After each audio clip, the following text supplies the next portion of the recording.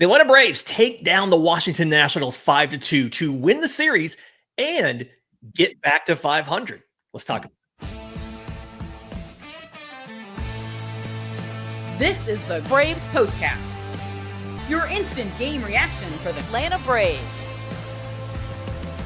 Part of the Locked On Podcast Network, your team every day. Yes, welcome on into the Braves Postcast, part of Locked On Sports Atlanta, where we cover your Atlanta sports teams each and every day. I'm your host, Lindsay Crosby, author of the Braves Today newsletter over at bravestoday.com. You can follow me on social media at Crosby Baseball. He's Jake Mastroianni, host of Locked On Braves. Follow him on social media over at Shortstop Ball.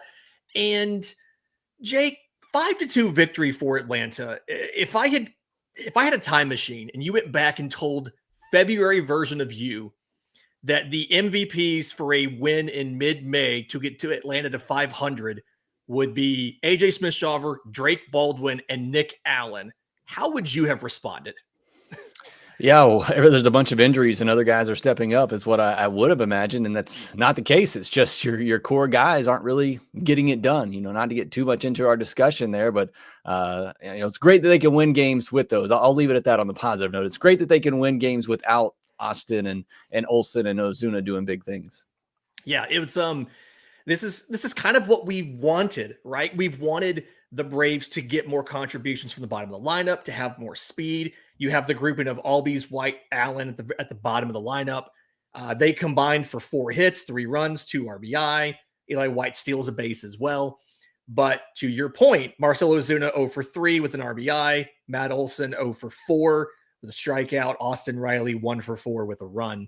Not necessarily kind of what you want to see. But before we do all of that, we got to talk about AJ Smith-Shawver, because this was another in a string of very good outings for the youngster. He goes 6 innings, 2 hits, 1 unearned run. It was an Austin Riley error.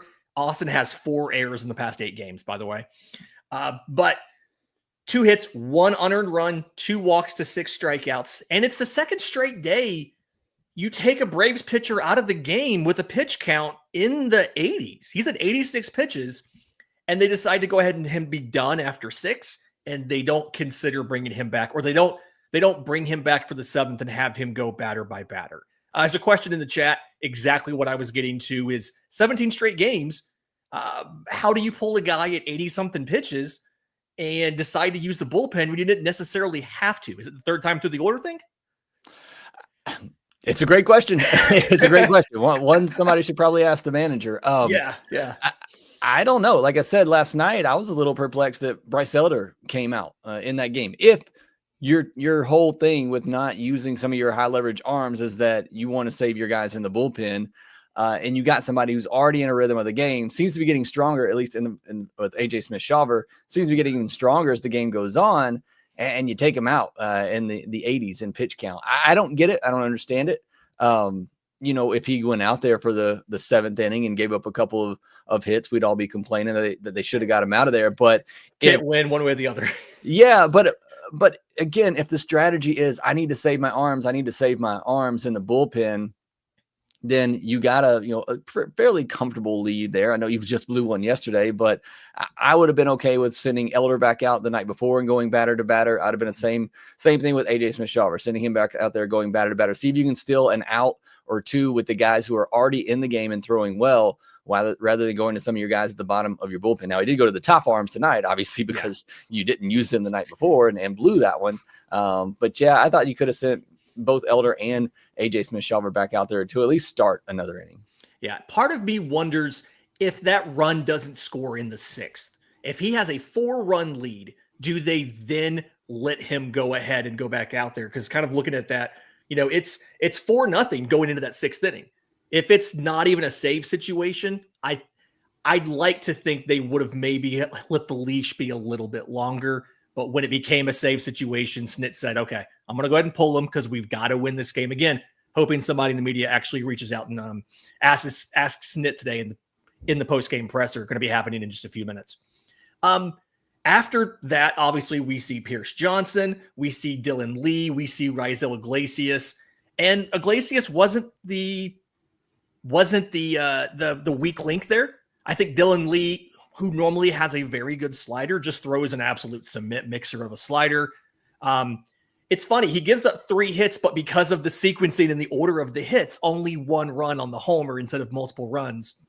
But you go from a guy in AJ Smith-Shawver who gets a ton of ground outs today to, Dylan Lee, who got hit around a little bit in that inning of relief. Sometimes a reliever just doesn't have it. I don't think there's anything more to it than that.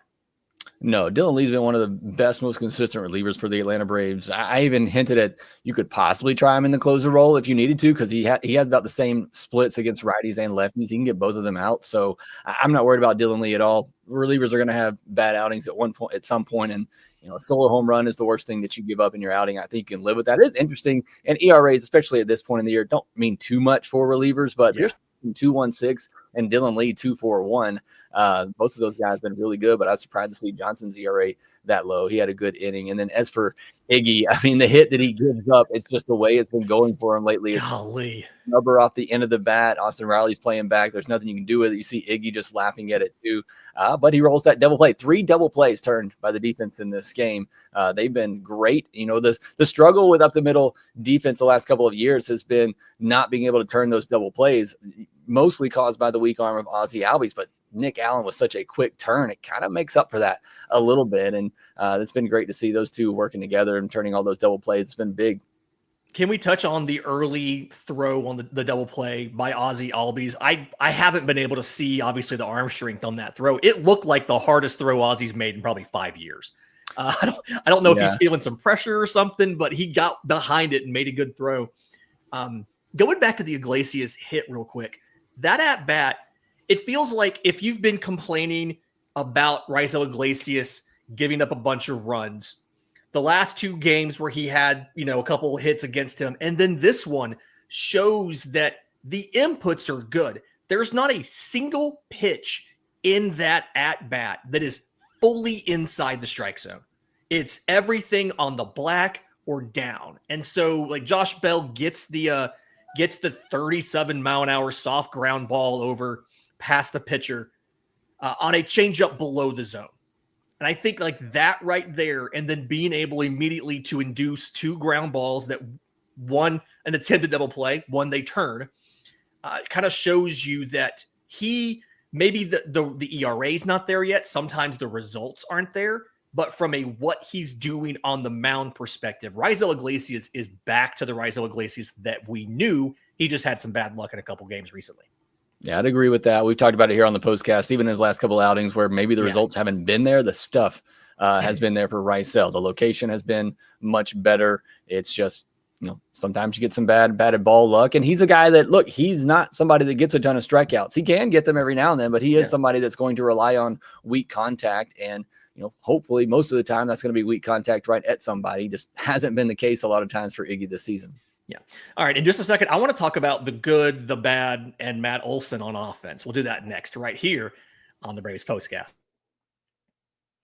Get the supplies you need from the site made for the skilled trades, Supply House. Whether you're in plumbing, HVAC, or electrical work, Supply House is the reliable way to order products online. Their easy-to-use website is packed full of helpful resources and the latest product info to help you get the job done right. Plus, with a complete inventory of over 200,000 parts from 400 plus top brands, you'll find exactly what you need delivered fast from coast to coast. If you need help with an order, Supply House has expert support and industry-leading service. You'll always talk to a real person who can answer your questions. If you're a trade professional looking for an extra edge, their free Trade Master program offers exclusive perks like a dedicated phone line, free shipping, and discounts on every order. Thousands of skilled professionals are already taking advantage, and now it's your turn. So join the Trade Master program today at supplyhouse.com/TM. Start ordering your plumbing, HVAC, and electrical supplies with just a few clicks. And anybody, professionals or DIYers, can use promo code SH5 for 5% off your first order. That's supplyhouse.com. At this point, I don't know what else there is to say about Drake Baldwin. He gets in the lineup like we knew he would. They move him up to the 2 hole. He goes 3 for 4 in this one. Gets an RBI as well. I'm kind of at the point of I don't know if there's anything he can't do except maybe find a way to play every day. Yeah, and even the throw that he had today, I mean, it was on the money. If the helmet doesn't get in a way, it's a caught stealing. So even the defense and the arm behind the plate is coming around. That was really the only question for Drake Baldwin. Nobody's really questioned the bat and his ability to hit. It's really just been the defense, and that seems to be coming too. So it's a real situation at the catcher spot now. As we said the other day, I feel bad for Sean Murphy. He's just never going to get that opportunity to be the Braves' everyday catcher. I think it has to be at least a 50-50 split at this point, and you got to find other ways on the days that Drake Baldwin doesn't catch to use that bat, especially right now while it's just so hot and you need all the offense that you can get. You may have to go to a primary role for Drake Baldwin at the catcher position.